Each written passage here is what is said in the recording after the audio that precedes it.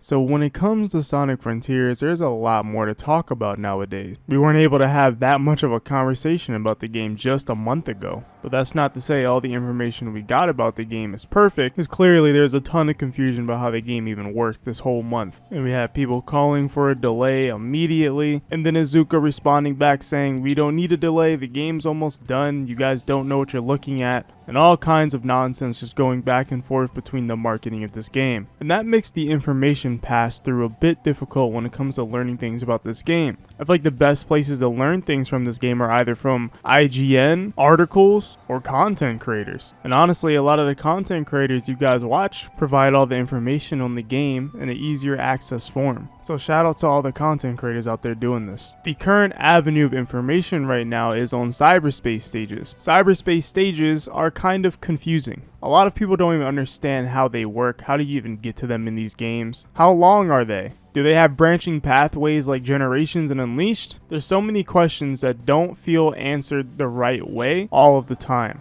But thankfully, we do have enough information where I feel like I can answer some of that and also talk about a big elephant in the room surrounding these cyberspace stages that I feel like needs to be talked about because not many people have talked about this. But before we get into that, today's video is sponsored by myself. Make sure you hit that subscribe button if you want to see more Sonic Frontiers and just overall Sonic discussions.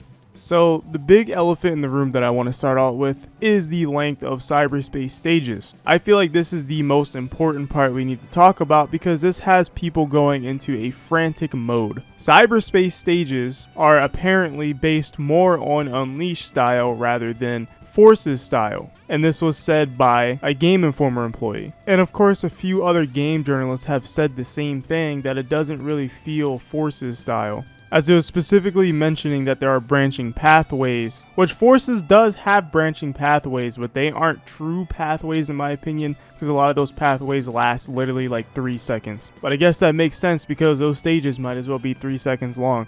There are so many Forces levels that you can beat under a minute. And so far, based off Cyberspace hands-on impressions, most of the stages seem to last around 2 minutes long. And I know that still may sound short. Literally just yesterday, I replayed the majority of Generations levels, and I found myself beating most of the levels in 2 minutes or 2.5 minutes. Made me realize for a second, Generations levels are way shorter than I remember. They're very good stages, but they aren't that long. And then I went to Unleashed, and I was in Unleashed levels for like an extra 2 minutes for most of the time. You can get an S rank in Rooftop Run Unleashed in a 4-minute run. Jungle Joyride, if you're good at it, can be about 4 minutes. But if you're bad at it, that stage can be like 5 to 6 minutes. I think the same can be said about Generations levels. If you're bad at those levels, they can probably go up to 3 minutes, 3.5 minutes. But I feel like playing the game at a decent, competent level, on most levels, you shouldn't be hitting 3 minutes. So let's say a lot of these cyberspace stages have been hitting just a little over 2 minutes, right? So maybe you can beat some of these stages if you're really good in like a minute 40.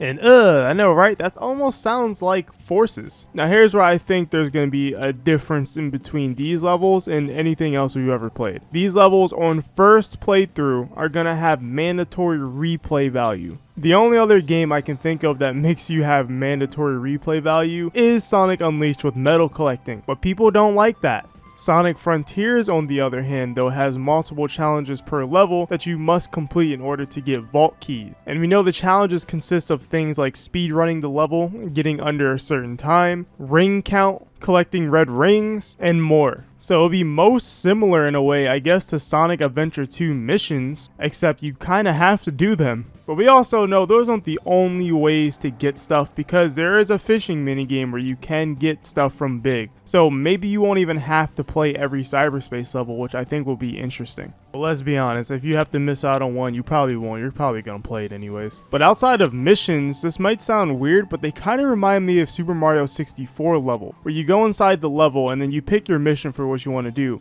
Whether it's getting the red coins or getting the star or doing whatever the task says you need to do. But overall, I think this could enhance our playtime with cyberspace stages. Finding all the red rings in a stage could be something that's tough and could take longer than 2 minutes. Same thing with getting a bunch of rings and keeping them. I think these things are great ideas if they're going to make stages that aren't super long like Unleashed, or maybe not quite normal length of Generations. and it's totally possible that there are about 28 cyberspace stages if you do the math per island. We know there's about 7 cyberspace stages on the first island, which is called Kronos Island. So do those cyberspace levels, get those chaos emeralds, go supersonic, fight a big boss, lose them, move on to the next island. But I'll say the most upsetting part about Cyberspace is the level theme reusing. I'm not the biggest fan of seeing most generation stages be reused again, but I don't think they're all generations because that highway level clearly looks new. I've never seen it before. It's the most similar to Empire City, but it doesn't really look like Empire City. But if it is Empire City, I'll take stuff outside of generations if we're going to be reusing stuff. We also know in the Game Informer podcast that Rooftop Run is confirmed as well as Metropolis, but there's 3 different Metropolis levels, so we don't really know which ones they're talking about. It could be the one from Sonic 2, Sonic Heroes, or Sonic Forces. It'll probably be Sonic Forces, but I really hope it's Grand Metropolis. That would be so good to hear that music. And if they have like an Act 2 version of it, they can put Power Plant in there. That would be great. But overall, I want mostly new stuff like that new highway level. Even if it is based off something, it does not look recognizable, so it might as well be new, even if it is based off of something.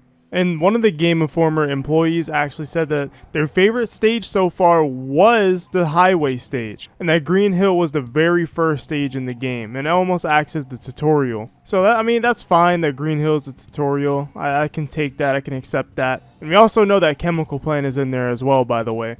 But in terms of reusing themes, I'm not the biggest fan of that. But since it's all new level design and, they're seeming to be interesting enough stages, at least more than Forces, I can accept it, especially in the context of the game, where it's an open world game and they act as almost like special stages this time around. It's kind of funny that boost stages became special stages. But if you think back to Sonic Heroes, you could boost in the special stages back then, so it kind of feels like a non-throwback in a way, even though it kind of is a throwback. So again, overall, it doesn't bother me that much. And replaying Generations again, I'm just, like I said, finding myself beating these levels very quickly in under a certain amount of time. And I know you could say it's because I've been playing the game for years. I have, but I don't really return to Gen stages as much as I do Unleash stages. The Unleash project is the thing that stays on for me most of the time when I'm playing Gens, because I prefer those levels. They're longer, and I think a lot of those stages are tougher.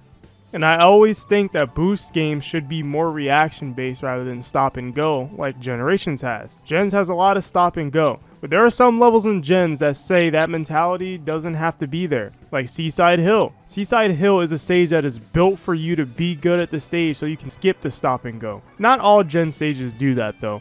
But overall, those are my thoughts on the Sonic Frontiers Cyberspace stages. Are you worried about these stages? Are you not worried about these stages? Do you think they're going to be fun? The different missions are going to add to it? Let me know all your thoughts in the comments below. And of course, if you're new here, hit the subscribe button. And like always, I'll see you in the next one. Well, whatever happens, happens.